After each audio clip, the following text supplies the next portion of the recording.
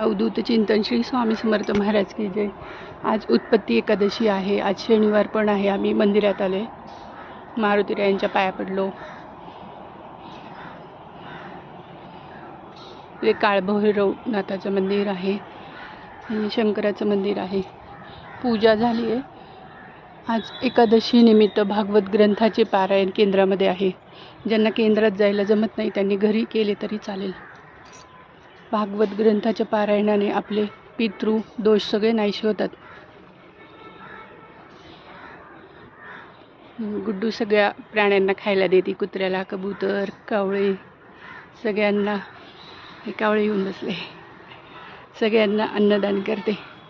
गुड्डू कावळे आले बघ वर, त्याला पण दे, टाक बिस्किट। नाही खाली टाकतो, घेतो। हां बघ घेतलं त्याने।